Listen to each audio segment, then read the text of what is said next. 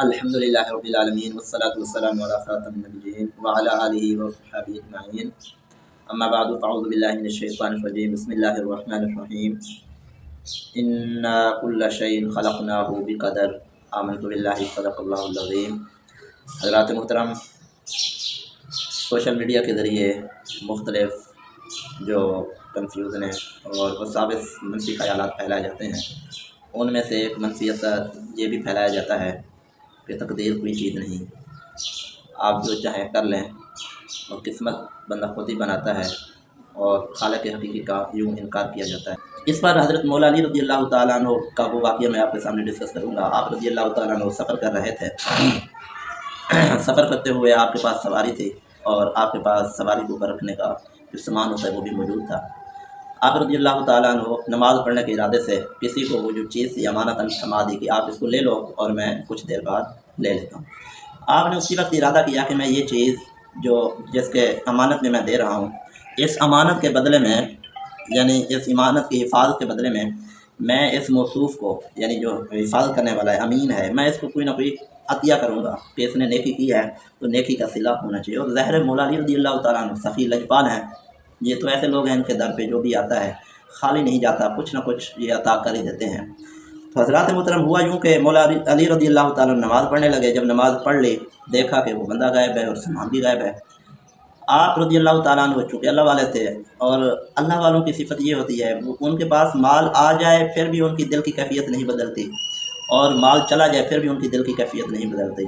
بس اللہ کا شکر ادا کیا اور آپ اپنے گھر کی طرف چل دیے صبر کرتے ہوئے۔ جب گھر پہنچے، اپنے خادم کو بلایا، فرمایا یہ 2 درہم ہے، بازار سے جا کر سواری کو اوپر رکھنے والا سامان لے کر آؤ۔ وہ گیا اور زین اور جو اوپر رکھنے والا سامان تھا، پلان وغیرہ، وہ لے کر آ گیا۔ جیسے پہنچا تو حضرت مولا علی رضی اللہ تعالیٰ نے دیکھا، آپ نے فوراً ارشاد فرمایا، انسان بڑا جلد باز ہے، اگر یہ زین، یہ سامان جو ہے وہ صحیح انداز سے حفاظت کرنے والا حفاظت کرتا، تو میں نے ارادہ کر لیا تھا کہ اسے 2 درہم دوں گا۔ اب اس نے جلد بازی کی ہے، تو اس کے بدلے میں اس کو 2 درہم تو ملے ہیں چوری کر کے، امانت میں خیانت کر کے، لیکن اس کو رزق حلال نہیں ملا۔ رزق حلال ملتا کہ اگر یہ جلد بازی نہ کرتا۔ کیوں؟ کیونکہ آپ نے دیکھا کہ وہی پلان، وہی زین جو مولا علی رضی اللہ تعالیٰ عنہ کی جو تھی، اور وہ بندہ لے کر چلا گیا تھا، شاید اس نے جا کر بیچ دی، اور یہاں سے جب واپس لی گئی، خریدی گئی، تو 2 درہم میں وہی چیز مل گئی۔ تو پتہ یہ چلا کہ بعض دفعہ ایسا ہوتا ہے کہ بندہ جلد بازی کی وجہ سے حرام رزق کما رہا ہوتا ہے۔ اگر تسلی کے ساتھ، معلومات کر کے، صبر و شکر کے ساتھ کمائے تو اتنا ہی رزق اسے ملے گا جتنی اسے اور کسی حرام ذریعے سے مل رہا ہے۔ لہٰذا وہ لوگ جو کہتے ہیں کہ اگر ہم نہیں کمائیں گے حرام، ہم جناب والا کرپشن نہیں کریں گے تو ہمیں کہاں سے ملے گا؟ تو بھائی جو آپ کو ملنا ہے، آپ کا رزق کتنا ہے، وہ آپ کے پیدا ہونے سے پہلے، آپ جب پیٹ میں موجود ہے، وہ لکھ دیا گیا ہے۔ اور اسی طرح جو آپ لوگوں سے ڈرتے ہیں، آپ کو موت کا خوف ہوتا ہے، اور جناب والا آپ کو جو ہے وہ لوگوں کے حسد کا خوف ہوتا ہے، یا آپ کسی کے کو جو ہے اپنا حسد کا نشانہ بنا لیتے ہیں، تو جو تقدیر پر ایمان رکھتا ہے، تقدیر کو ماننے والا ہے، پہلے نمبر پہ تو اسے لوگوں کا خوف ختم ہو جائے گا، کیونکہ اسے پتہ ہے جب تک رب نہیں چاہے گا مجھے موت نہیں آنی۔ تو جب لوگوں کا خوف نہیں ہوگا تو کس کا خوف ہوگا؟ رب کا خوف ہوگا۔ اور نمبر 2 یہ ہے کہ اس بندے کو کسی سے حسد نہیں ہوگا، کیونکہ رب تعالیٰ نے اس کے مقدر میں جو کیا ہے، جو لکھا ہے، کیونکہ قرآن پاک کی آیت میں پڑھ چکا، انا کل شیء خلقناہ بقدر، اللہ ارشاد فرماتا ہے بے شک ہم نے ہر چیز اندازے سے پیدا کر دی۔ اللہ تعالیٰ نے ہر چیز کو اپنے علم ازلی سے جو ہونا تھا وہ لکھ دیا ہے۔ تو اب جب جو ہونا تھا رب تعالیٰ نے لکھ دیا ہے، تو ہم کسی سے حسد کر کے، کسی کا برا چاہ کر، کسی کے لیے جو ہے بری دعا کر کے، کسی پر کوئی پریشانی میں ہے، مبتلا ہے، ہم اس کا مذاق اڑا کر، اس کی شماتت کے طور پر ہم کبھی بھی اس کا برا نہیں چاہ سکتے۔ کیوں؟ تقدیر میں اس کے بارے میں اس نے جو کرنا تھا وہ لکھ دیا گیا ہے۔ تو اب لہٰذا ہم کسی کے بارے میں برا نہیں سوچیں۔ کوئی اگر ہمارے بارے برا سوچ رہا ہے تو ہمیں بھی یہ اندازہ ہونا چاہیے کہ اس حاسد کی حسد سے ہمیں کوئی نقصان نہیں ہونے والا جب تک رب نہ چاہے۔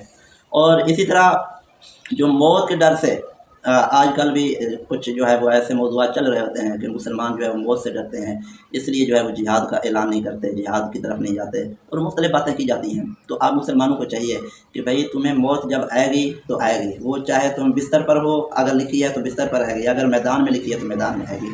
تو لہٰذا ہمیں تقدیر سے متعلق اپنا عقیدہ واضح رکھنا چاہیے۔ اور میں نے آپ سے ایک بات کی تھی کہ میں آگے چل کر بتاؤں گا کہ کون سی ایسی 2 باتیں ہیں جس سے متعلق حدیث مبارکہ میں اور علماء کرام نے منع فرمایا کہ اس کی گہرائی میں نہ جایا جائے۔ اور وہ کون سی باتیں آئی ہیں میں آپ کے سامنے گزار کرتا ہوں۔ پہلی بات یہ ہے کہ اللہ تعالیٰ کی ذات سے متعلق ڈائریکٹ ہی سوالات نہ اٹھائے جائیں۔ جیسے حدیث مبارکہ کا مفہوم ہے کہ کچھ لوگ بیٹھے ہوں گے آپس میں گفتگو کریں گے، ان میں سے کوئی یہ کہے گا کہ رب تعالیٰ کو ہمیں کس نے پیدا کیا، کوئی کہے گا کہ جناب رب تعالیٰ نے پیدا کیا، پھر آسمان کو کس نے پیدا کیا، اللہ نے، زمین کو اللہ نے، کوئی کہنے والا یہ کہہ دے گا کہ معاذ اللہ کے رب کو کس نے پیدا کیا۔ حضور ارشاد فرماتے ہیں تو پھر تمہیں یہ کہہ دینا چاہیے کہ اعوذ باللہ من الشیطان الرجیم، اور اس خیال سے واپس آ جائیں اور اس طرح کے بارے میں غور و خوض نہ کریں، بل ینتہی، باز آ جائیں اس بات سے۔ تو پتہ یہ چلا کہ اس طرح کے جو معاملات ہیں یعنی رب کی ذات سے متعلق اس میں گہرائی میں جانے سے منع کیا گیا، کیونکہ رب تعالیٰ نور ہے، اللہ نور السماوات والارض، اور ہم کثیف ہیں، تو کثیف چیز جو ہوتی ہے وہ نور کا بالکل ہی ادراک نہیں کر سکتی۔